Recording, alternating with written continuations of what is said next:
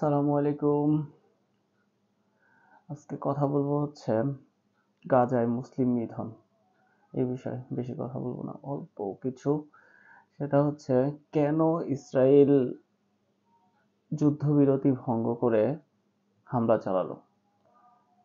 কারণ হামলা চালানোর একটাই কারণ, সেটা হচ্ছে তাদের হাতে যে জিম্মিগুলো আছে হামাসের হাতে, যদি তারা জিম্মিগুলো পেয়ে যায় পরবর্তীতে হামলা করার মতো কোনো অজুহাত পাবে না।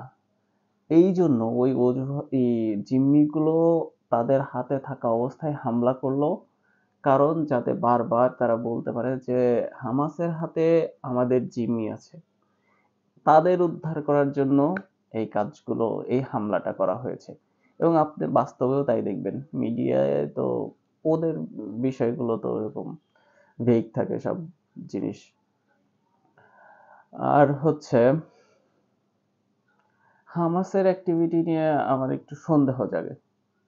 কারণ কিছু জিম্মিকে ধরে নিয়ে এসে গর্তের মধ্যে লুকিয়ে রাখলো। লুকিয়ে রাখার পর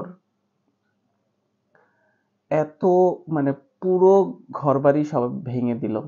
৫০,০০০ প্রায় ৫০,০০০-এর মতো মানুষ মেরে ফেললো। তারপরেও তাদেরকে খুব আদর যত্ন সহকারে জিম্মিদেরকে ফেরত দিয়ে দিল। কেন? স্থায়ীভাবে যুদ্ধবিরতি বা স্বাধীনতার কোনো ঘোষণা, রাষ্ট্র গঠনের কোনো ঘোষণা, এরকম কোনো ঘোষণা ছাড়া কেন তাদের জিম্মিদেরকে ফেরত দিল? জিম্মির বদলে জিম্মি নিয়ে আসা, কারাগার থেকে নিয়ে আসা, এটা ইসরায়েলের জন্য কোনো কিছু মিন করে না। কারণ একদিনেই তারা ৪,০০০ মানুষও মেরে দিতে পারে, ধরে নিয়ে যেতে পারে, ৪ লাখ মানুষও ধরে নিয়ে যেতে পারে। এটা তাদের কাছে কোনো কিছু, কোনো সিকিউরিটি মেন করে না। ফলে এই ধরনের লেনদেন আমার কাছে খুব একটা ভালো মনে হয় না। কারণ এও হতে পারে যে ওই হামাসের ওই ধরে নিয়ে আসার কারণে পুরো গাজাকে ভ্যানিশ করে দিয়ে পরবর্তীতে দেখা যাবে যে ওই হামাস ওদের কাছে আত্মসমর্পণ করে দিয়েছে। তাদের যে ওই যে প্রমিস ল্যান্ড, সেই প্রমিস ল্যান্ডের যে অংশটা, সেই অংশটা তাদের করায়ত্ত করার জন্য হামাসের মাধ্যমে এরকম একটা নাটক সাজানো হতেই পারে। আর একটা কথা বলছিলাম হচ্ছে ডোনাল্ড ট্রাম্প এসে, ব্যবসায়ী মানুষ অনেকে বলতেছিল যে যুদ্ধ হবে না। আমি বলছিলাম যে মহাযুদ্ধ হবে। হ্যাঁ, যুদ্ধ হবে। ডোনাল্ড ট্রাম্প যুদ্ধ করবে। এমনকি ইরানে আঘাত, অ্যাটাক করে দিতে পারে। ছোট মানুষ তো মানুষ বিশ্বাস করে না, শুনতেও চায় না। ইরানে অ্যাটাক করে দিতে পারে। কারণ এর আগে হচ্ছে বারাক ওবামা ওই যে আইএসআই দিয়ে পুরো মিডিল ইস্টটাকে কন্ট্রোল করার চেষ্টা করছে। এখন শুধুমাত্র থ্রেট হিসেবে আছে ইরান। ইরানে কন্ট্রোল করার জন্য ট্রাম্পের উপর দায়িত্ব অর্পিত হয়ে গেছে, আই থিঙ্ক। আর ইসরায়েলিরা তো প্রচন্ড হচ্ছে কনস্পাইরেসি মেইনটেইন করে, খুব কি বলে, প্রতারণার শিকার করে। এমন ধরনের ষড়যন্ত্র করতে পারে যা ইতিহাসে কেউ কল্পনাও করতে পারে না। ওরা করে দিতে পারে, ওরা করবে, এটাই বাস্তব। আমরা মুসলমান হিসেবে কি করতে পারি? আমরা শুধুমাত্র, যারা করতে পারে তারা হচ্ছে মিশর করতে পারে, জর্ডান করতে পারে, সৌদি আরব করতে পারে। কিন্তু এদের প্রত্যেকে, এইখানে যে শাসকরা আছে তাদের প্রত্যেকে হচ্ছে কেনা। আমার একটা কথা আছে যে যদি কোনো জাতিকে কিনতে চাও, সেই জাতির কতকগুলো নেতাকে কেনো।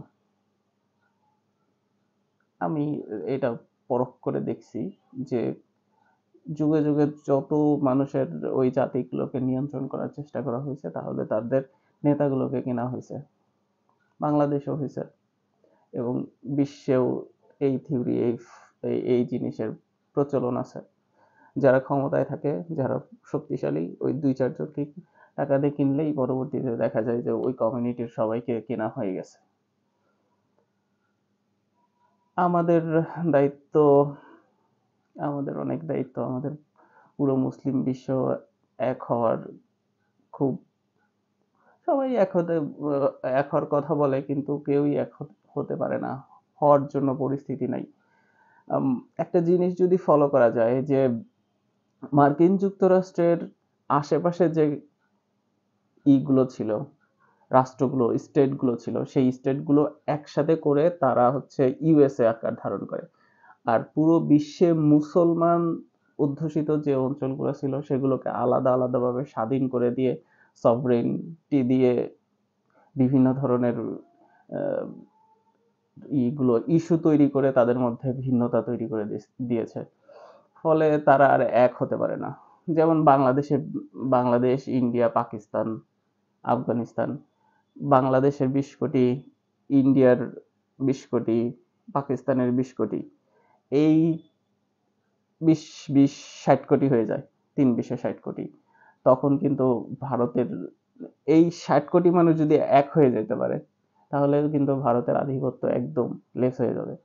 কিন্তু এটা কখনোই হবে না, কারণ সেই মেডিসিন ভিতরে দেয়া আছে যাতে কোনোদিনও এক হতে পারবে না। বাংলাদেশের হুজুরদের দেখলেই টের পাওয়া যায় যে একজন আরেকজনের বিরুদ্ধে কিভাবে কাদা ছোড়াছুড়ি করে রাখছে। বাংলাদেশের রাজনীতি আমি বলতে রাজি না। ওকে, এই পর্যন্তই। আল্লাহ হাফেজ, আসসালামু আলাইকুম।